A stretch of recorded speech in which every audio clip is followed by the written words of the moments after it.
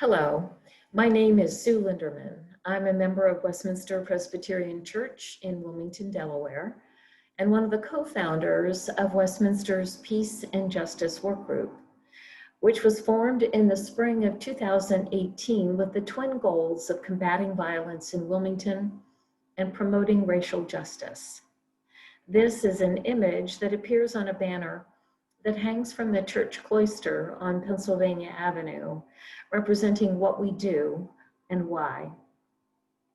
This is the third in a series of 6 videos whose purpose is to increase our understanding of racism in America by exploring the history of our country that we didn't learn in school. Much of the racial turmoil in our country today can be traced directly to elements of our history, even before the founding of the United States.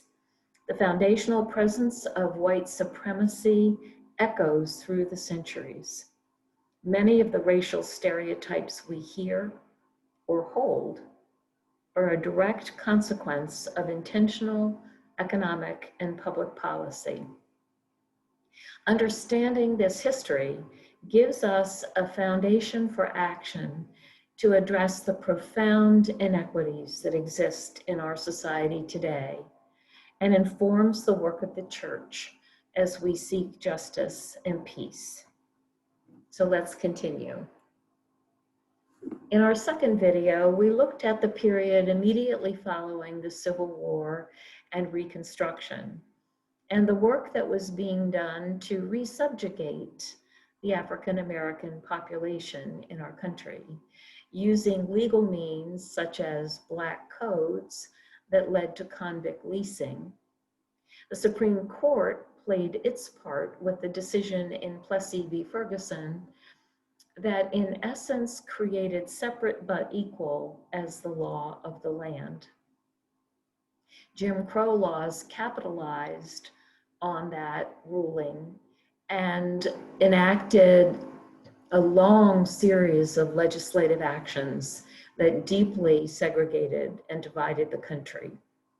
And to help keep the African American population in line, knowing its place, lynchings were established as a significant terror process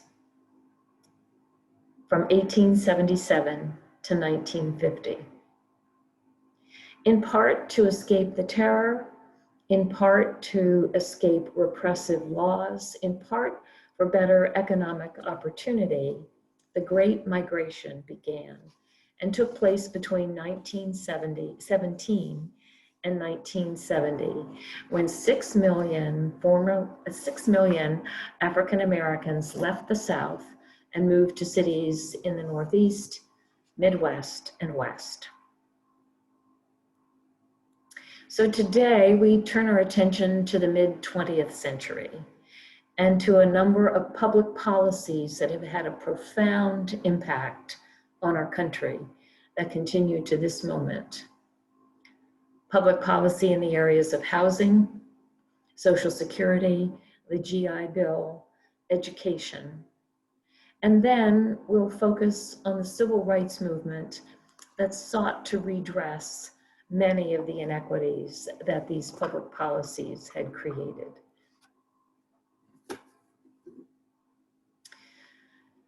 Housing segregation has probably had a greater effect on the racial divisions in our country than any other single force.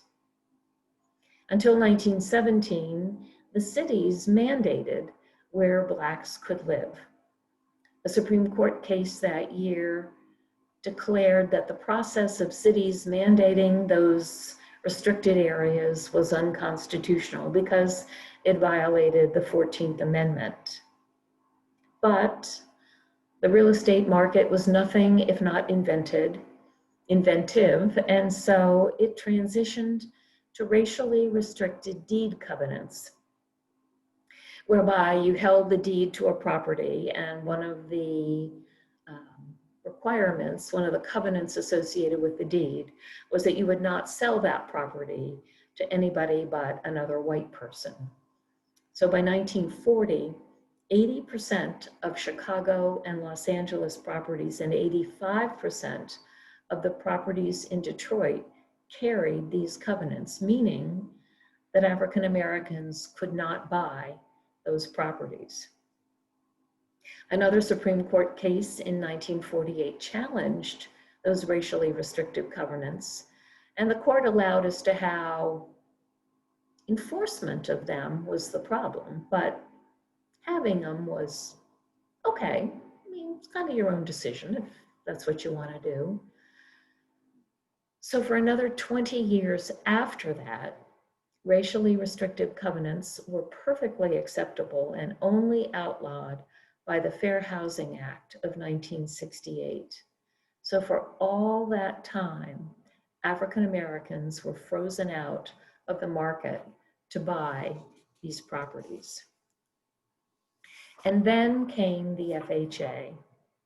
It's been said that this, of all the agencies of the federal government, has had a greater impact on segregation and racial discrimination than any other. The FHA was created by the National Housing Act of 1934. The housing market was on the verge of collapse as a consequence of the market crash of 1929 and the subsequent depression. At the time, if you could get a mortgage for a house, you had to repay it within 10 years, and the down payment was huge. So activity in the housing market had ground to a virtual standstill. So the FHA was created to insure mortgages that were issued by commercial banks. The government didn't issue the mortgages, they simply insured them. And that gave confidence to the banks that they could once again start issuing mortgages. And the terms were, you only needed a 5% down payment and you had a 30-year repayment period. So that just exploded the housing market. At the same time, the government created what were called residential security maps in 239 cities, which led to the term redlining. The maps were evaluated based on what were perceived to be the stability and security of the housing market. So the green areas were very favorable. The blue were good, very good. Yellow meant there was something concerning. Perhaps it was too close to a community of African Americans. Perhaps there was industry moving in. That was yellow. And red was almost exclusively defined as those areas where African Americans lived. So the government, in essence, equated being African American with being a high-risk property owner.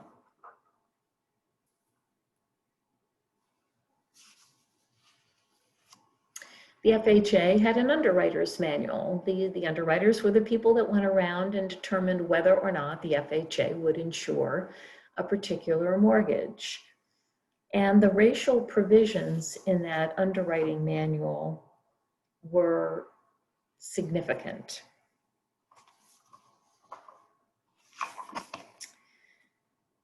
One of the statements, deed restrictions are apt to prove more effective than a zoning ordinance in providing protection from adverse influences.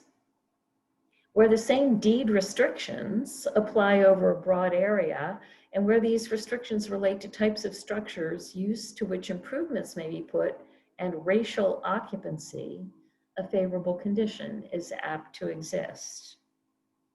Usually, the protection against adverse influences afforded by these means include prevention of the infiltration of business and industrial uses, lower class occupancy, and inharmonious racial groups.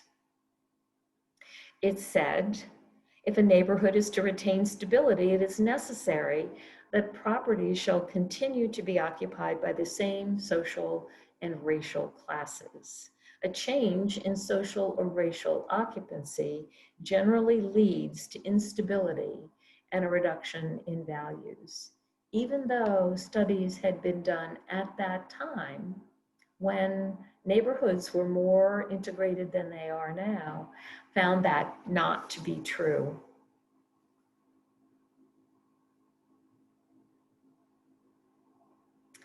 Although physical surrounds of a neighborhood area may be favorable and conducive to enjoyable, pleasant living in its locations, if the children of people living in such an area are compelled to attend school where the majority or a goodly number of the pupils represent a far lower level of society or an incompatible racial element, the neighborhood under consideration will prove far less stable and desirable than if this condition did not exist.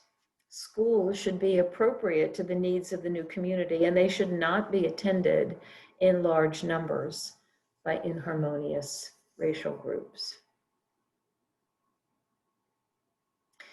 These rules, these principles were adopted by the Veterans Administration and applied to that part of the GI Bill that granted mortgages to veterans.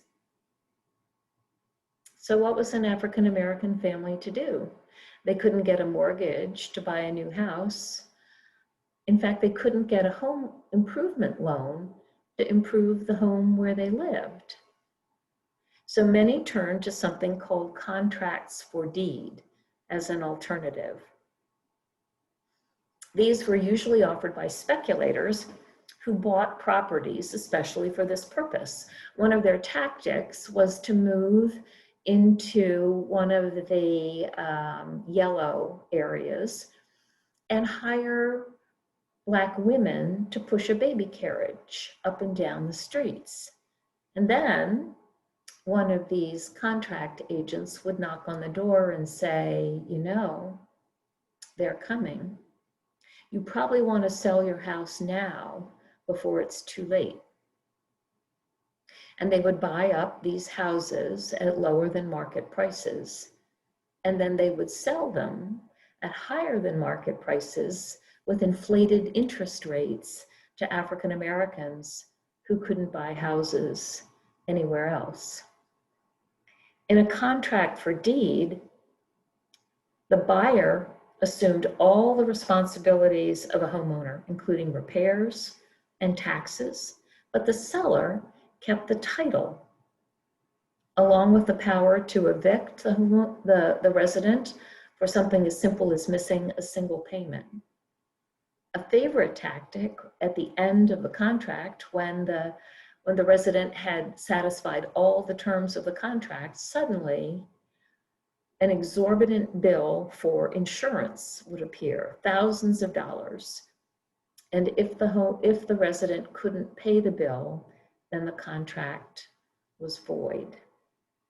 It was a horrific exploitation of people who had, at that point in time, nowhere else to turn. And it is in fact reminiscent of the subprime mortgage crisis and the population that it targeted 50 years later. So what are the consequences of housing segregation? They are huge. Today, the Black to white income ratio is 60%, not entirely due to housing, but significantly because as industry moved to be where the suburban residents lived, those who remained in the metropolitan areas had difficulty getting jobs that paid well. The lack of equity in a home has contributed significantly to the 5% wealth ratio that exists between Blacks and whites in America today, because for many of us, the equity in our home is one of the major aspects of wealth, and certainly was a source of the ability to fund education for our children. So housing policy, intentional, discriminatory, racist housing policy, led to housing segregation, which led to educational segregation, exacerbated by the principle of property tax funding of schools, which led to educational inequality, which led to defects in employment opportunity and the economic impact. So the consequences are huge. Other public programs, the Social Security Act of 1935, Title II provided old age survivors and disability insurance, but domestic and farm workers were excluded from the Social Security program. And 65% of African Americans at that time worked in those occupations.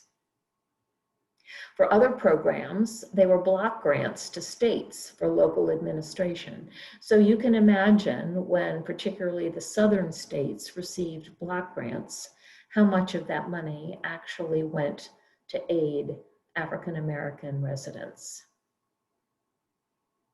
The Servicemen's Readjustment Act, the GI Bill, had the possibility of being one of the least racially discriminatory programs ever implemented by Congress. But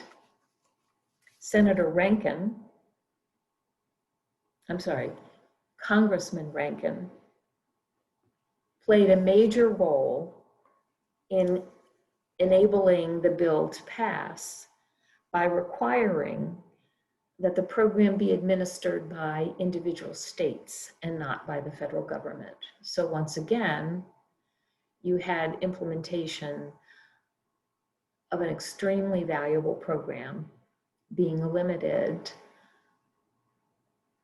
by the beliefs and the values of local government agencies. The GI Bill provided for mortgage and other loans and education benefits. But as I said, when it came to the mortgages, the Veterans Administration adopted the same principles as the FHA, thereby preventing African American veterans from being able to take advantage of the opportunity to buy a house.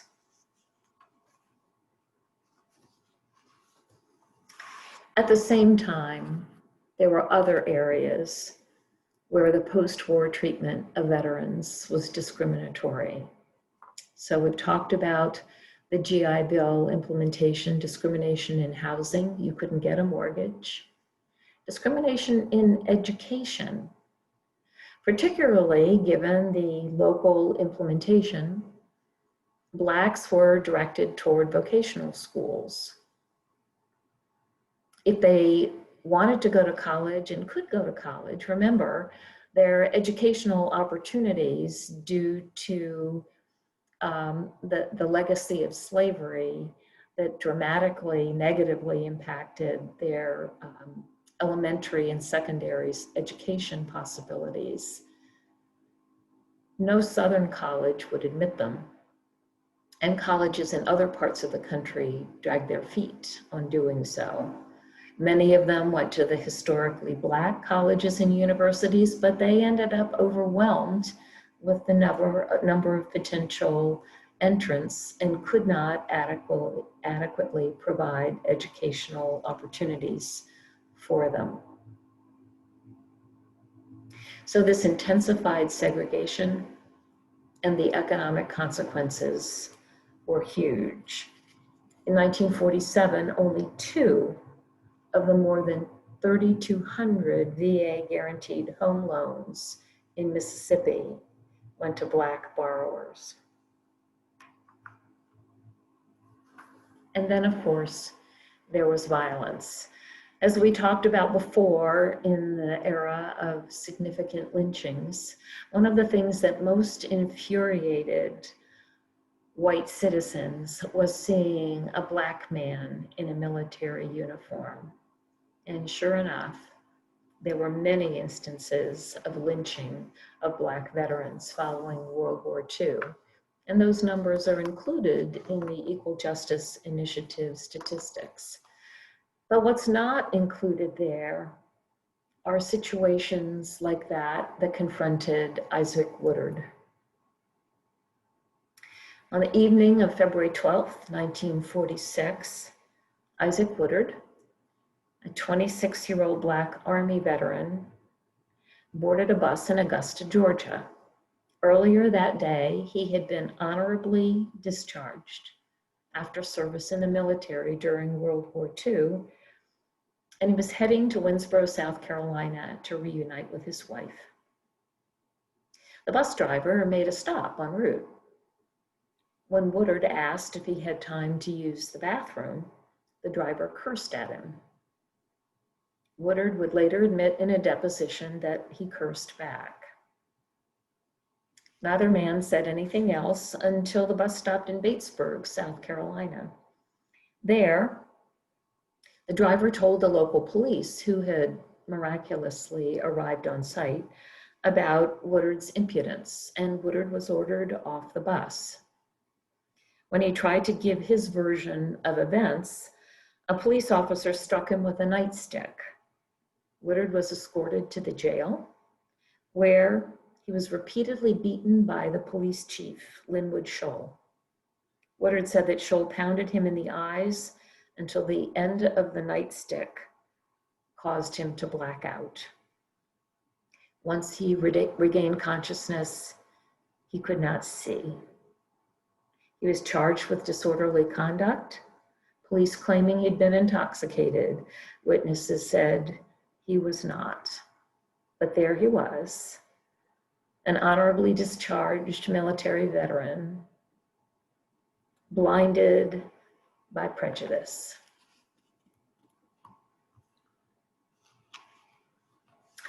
So now we turn our attention to education. The Plessy v. Ferguson decision that declared separate but equal was fine, when in fact, separate was true but equal was not, dramatically influenced education in the United States. And it was predicated on the underlying assumption of Black inferiority and inability. So in 5 southern states, there were nearly 5 million African Americans, and more than half of them had less than 5 years of education.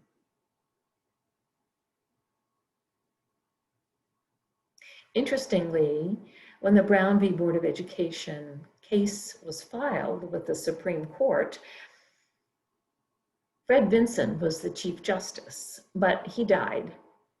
And in the interim, President Eisenhower named former California Governor Earl Warren as the new Supreme Court Chief Justice.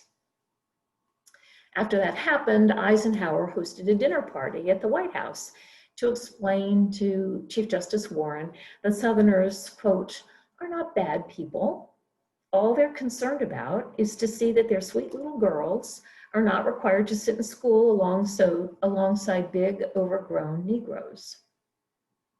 And subsequently, Eisenhower said he thought that naming Earl Warren as Chief Justice was the worst decision that he ever made. Delaware, as you may know, was one of the 5 parties to the Brown v. Board of Education suit. And in fact, it was decided that separate but equal was simply not legal, not constitutional when it came to education in the United States. At that time, Blacks were barred from publicly aided schools as early as 1821 here in the state. By 1910, Blacks had built 81 schools in Delaware, but they were basically shacks. And there was only one high school in the entire state of Delaware that Blacks could attend, Howard High School in Wilmington, Delaware. So if you lived in the southern part of Newcastle County, let alone Kent or Sussex, you either had to find a family you could live with up in Newcastle, or you did not have access to a high school education. And so by 1950, the average Black education in Delaware was 7.2 years. After the decision in Brown v. Board of Education, the resistance was massive. The District Court for Delaware authorized a 12-year delay in its implementation. Prince Edward County in Virginia closed all of its public schools from 1959 to 1964. Southern white segregationists sent funds so that white students could go to white private schools.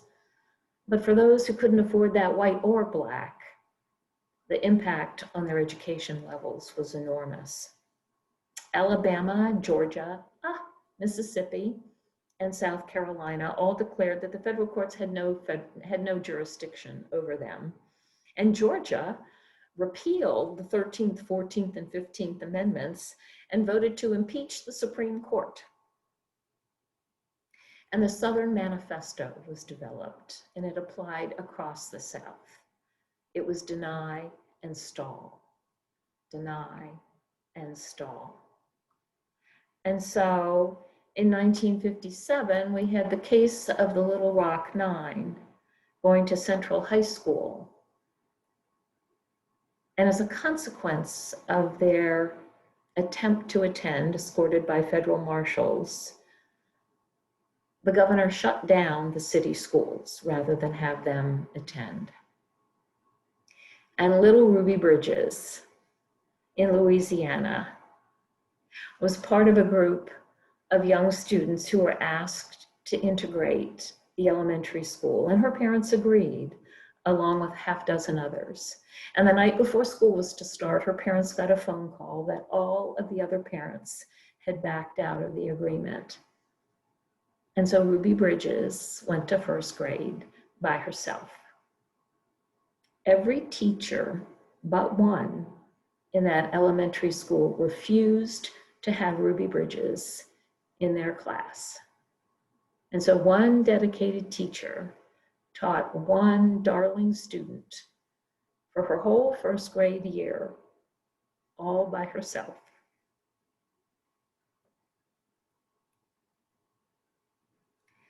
The consequences to this were huge in education capability for so many students. Delaware schools remain highly segregated.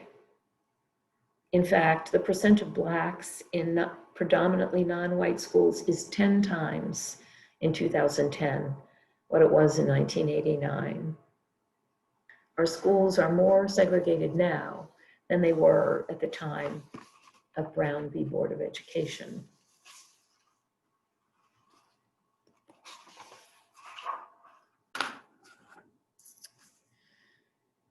So here we are in the mid-1950s, and it's really the start of the civil rights movement in the United States. And one of the galvanizing events in the civil rights movement was the murder of Emmett Till. Emmett went to visit his uncle down south and went with his cousins. They were in Mississippi. You know? Anyway, he was visiting his uncle in Mississippi, and he and his cousins went to a little grocery store. And something happened. And the female owner of the grocery store, Mrs. Bryant, declared that he had assaulted her. Now, Emmett was 14. And the story is apparently that he was kind of a cocky kid from Detroit, and he thought she was pretty attractive, and he whistled at her. But she claimed she had been assaulted. And so the next night, some white men in hoods arrived at his uncle's house and took Emmett out of his bedroom, and he disappeared. When his body was found in the Tallahatchie River, it was weighted down by some piece of industrial machinery. And his mother, Mamie, refused to have a closed casket service for him in Detroit. She said, "I want the world to see what they have done to my son. And Jet Magazine published a picture of Emmett Till's corpse in the casket.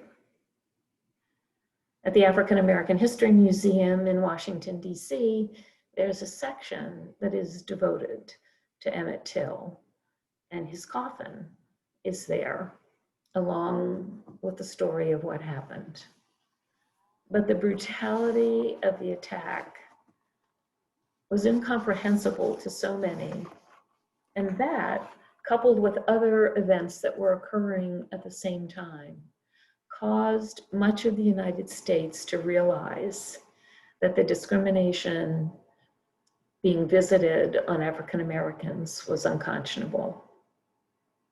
Now, a lot of times people think about the civil rights movement in the context of Martin Luther King's I Have a Dream speech in the March on Washington, and wasn't it lovely? But there was a lot of violence embodied in the civil rights movement.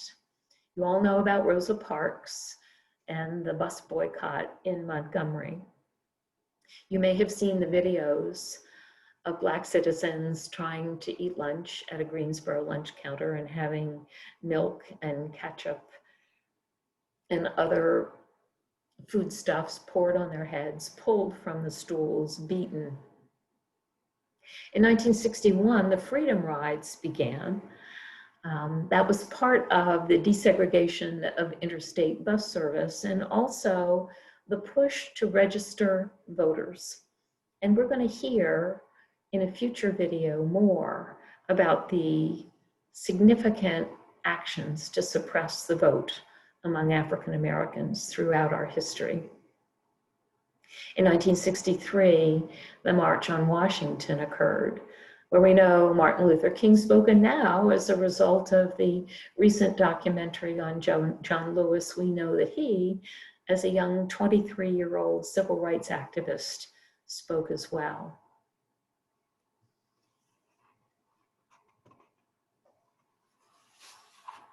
That year was also the year that 5 little girls went to church at the 16th Street Baptist Church, waiting for Sunday school to start, when a bomb exploded and 4 of them were killed, and the 5th little girl, the sister of one of those who died, was permanently blinded. And it took decades, even though they knew who did it, even though they knew who planted the bomb, even though the people who planted the bomb boasted about it, it took decades before there was a court case and they were brought to justice. The Philadelphia, Mississippi murders, there were 3 voting rights activists, 2 white and 1 black, who were traveling, and a traffic stop occurred, and the police turned the 3 men over to a mob who murdered them and buried their bodies in shallow graves nearby. And in 1965, we had the Selma to Montgomery Voting Rights March.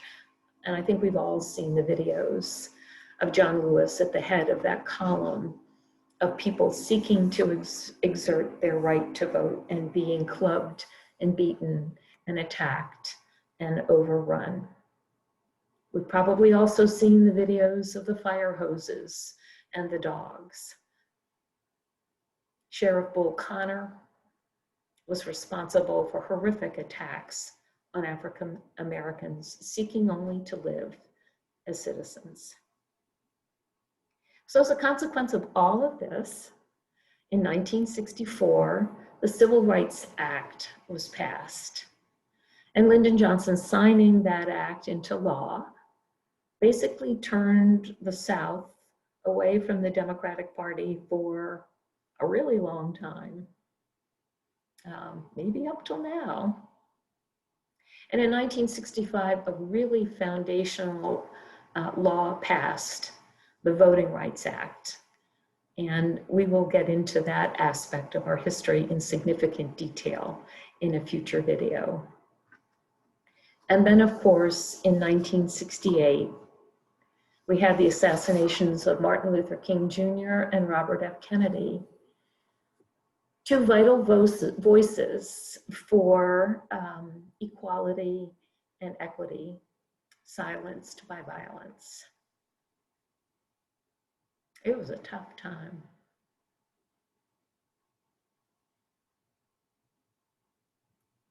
So as we end today, again, I have some thoughts for you for some discussion questions, but please feel free to converse about whatever catches your imagination or your introspection or your desire to act. But you might consider, what did you learn that surprises you?